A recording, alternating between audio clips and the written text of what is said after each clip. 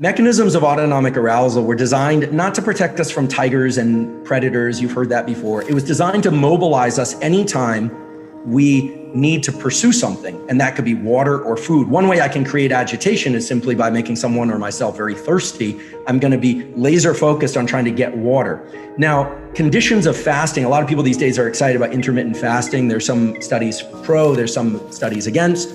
We have experts at Stanford who work on these issues as well as others. When we are in a fasted state, we tend to have more alertness than we are when we're fed. And that's why the parasympathetic nervous system is also called the rest and digest system.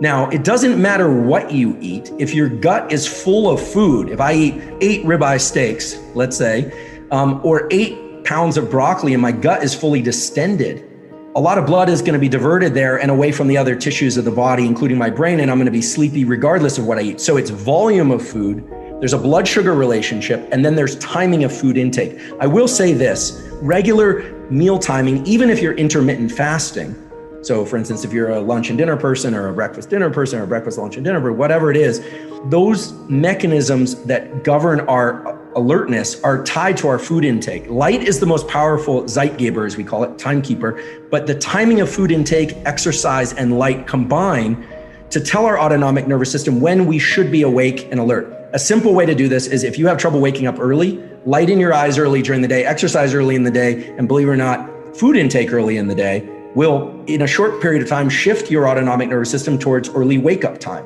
whether or not it's pleasant to do those things at that time of day or not. Likewise, doing those later in the day will shift you towards later. But basically, when blood sugar is low, we tend to secrete molecules in our brain and bloodstream that promote agitation, wakefulness, and the pursuit of food, but that can be diverted, that alertness and attention can be diverted to cognitive things. Some people work better fasted. Some people can't work at all when they're not fed. So it's highly individual, but there's a kind of a core logic, which is the hungrier you are, the more you're alert you're going to be and able to focus. But at some point that focus will become all about food.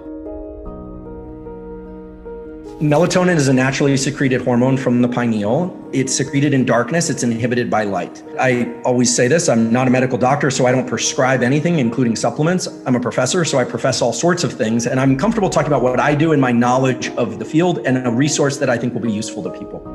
Many people take melatonin. Melatonin has 2 primary roles. One is to promote sleepiness in people of all ages. In children, melatonin is chronically high. It's not regulated by light in the same way. And melatonin's, one of its major roles in development is to inhibit the onset of puberty. So there's a question out there and a lot of good reviews and a lot of debate as to whether or not supplementing melatonin for too often or too long, especially in children, is a good or bad idea. Now, their melatonin is already high, but if you're taking it as an adult, you're taking truly supra-physiological levels. When you take that 3 milligram tablet of melatonin, it is astronomically high. Jamie Zeitzer has more to say about this than I do and is more of an expert on this. There are supplements. Before we talk about anything related to food or supplements, my bias and my lab's focus is always to think about behavioral tools, the do's and don'ts of behavior, then to think about things like nutrition, timing, and content, then to think about supplementation, then prescription drugs, and then there's this whole new world opening a brain-machine interface, binaural beats and and things you put apparati that people wear and plug in and these kinds of things.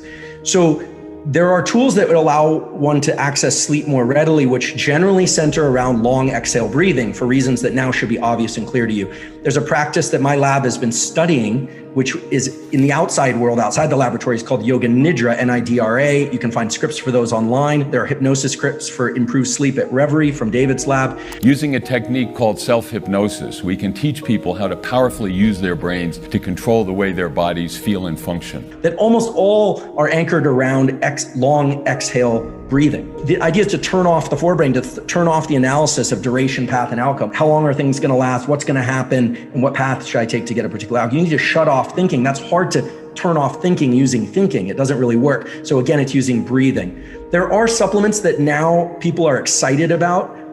I'm not suggesting these, that are different than melatonin, that are mainly of the magnesium threonate and theanine category that promote GABA release. Threonate because the transporters for magnesium threonate are a little bit different than the others. I highly recommend, everyone should talk to their doctor before considering or taking anything, especially with kids. contraindications are a real thing. But there's a website called examine.com. I have no relationship to them. That is a not-for-profit website that lists out all supplements and links to PubMed articles and what's called the human effect matrix, where it describes the summary takeaway of all the studies done. For instance, magnesium threonate, it'll tell you about its effect on sleepiness. It'll also tell you about its effect on cardiovascular function.